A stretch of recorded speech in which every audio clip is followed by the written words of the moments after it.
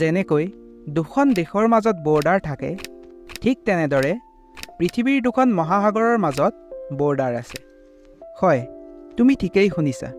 Atlantic আৰু প্ৰশান্ত মহাসাগৰ য'ত লগ হৈছে, সেই ঠাইত ঠিক বৰ্ডাৰ লাইন দেখিবলৈ পোৱা যায়, কিয়নো এই দুয়োখন মহাসাগৰৰ পানী কেতিয়াও মিহলি নহয়।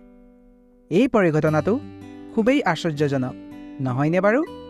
আজি আমি এই আকৰ্ষণীয় পৰিঘটনাটোৰ বিষয়ে তোমালোকৰ লগত আলোচনা কৰিম। হেল্ল' এভৰিৱান, মই পাৰ্চৱে এটা নতুন টপিকৰ সৈতে তোমালোকক মোৰ চেনেললৈ স্বাগতম জনাইছোঁ।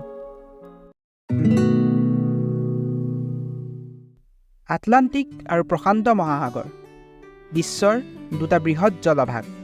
তথাপিতো এই দুয়োখন মহাসাগৰৰ পানীৰ মিশ্ৰণ কেতিয়াও নহয়। ইয়াৰ কাৰণ হ'ল এই দুখন মহাসাগৰৰ প্ৰপাৰ্টিছৰ পাৰ্থক্য। প্ৰথমে টেম্পাৰেচাৰ কথা কওঁ। আটলাণ্টিক মহাসাগৰ সাধাৰণতে প্ৰশান্ত মহাসাগৰতকৈ উষ্ণ। গাল্ফ ষ্ট্ৰীম এক শক্তিশালী উষ্ণ সাগৰীয় সোঁত। মেক্সিকো উপসাগৰৰ পৰা আমেৰিকাৰ পূব উপকূলৰ ওপৰেৰে বৈ গৈ আটলাণ্টিকলৈ উষ্ণ পানী আনে। এই উষ্ণতাৰ পাৰ্থক্যই দুয়োখন মহাসাগৰৰ মাজত এক মেজৰ ডিফাৰেঞ্চ ক্ৰিয়েট কৰে। দ্বিতীয়তে আহে চেলাইনিটি, যিটোৱে পানীত ডিজল্ভ হোৱা নিমখৰ পৰিমাণক বুজায়।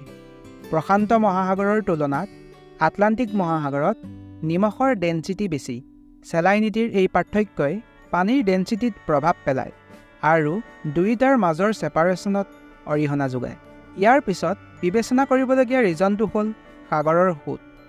আটলাণ্টিক আৰু প্ৰশান্ত মহাসাগৰৰ দুয়োখন সাগৰৰ নিজস্ব ইউনিক সোঁত আছে, যিয়ে পানীক বিভিন্ন পেটাৰ্ণছত চাৰ্কুলেট কৰে। এই সোঁতবোৰে দুয়োখন মহাসাগৰৰ মাজৰ ছেপাৰেশ্যন মেইনটেইন ৰখাত সহায় কৰে। শেষত আমি বিবেচনা কৰিম লেণ্ড জিঅ'গ্ৰাফী। পানীৰ প্ৰবাহৰ ডাইৰেকশ্যনত মহাদেশসমূহে গুৰুত্বপূৰ্ণ ভূমিকা পালন কৰে। উত্তৰ আৰু দক্ষিণ আমেৰিকাৰ মাজত আছে মাটিৰ নেৰ' ষ্ট্ৰীপ, যাক চেণ্ট্ৰেল আমেৰিকাৰ লেণ্ড ব্ৰিজ বুলি জনা যায়। ই প্ৰাকৃতিক বাধা হিচাপে আটলাণ্টিক আৰু প্ৰশান্ত মহাসাগৰৰ পানীৰ এক্সচেঞ্জ হোৱাত বাধাৰ সৃষ্টি কৰে। আমি ক'ব পাৰোঁ যে উষ্ণতা, লৱণীয়তা আৰু সাগৰীয় সোঁতৰ পাৰ্থক্য লগতে ভৌগোলিক বাধাৰ উপস্থিতিয়ে এই আশ্চৰ্যজনক পৰিঘটনাত অৰিহণা যোগায়। আমাৰ পৃথিৱীৰ প্ৰাকৃতিক ব্যৱস্থাই কেনেকৈ কাম কৰে সেয়া সঁচাকৈয়ে আকৰ্ষণীয়। আশা কৰিছোঁ আজিৰ ভিডিঅ'টোৰ জৰিয়তে তুমি কিছু কথা জানিব পাৰিলা। আজিৰ ভিডিঅ' ইমানতে সামৰণি মাৰি মই পাৰ্চৱে বিদায় মাগিছোঁ।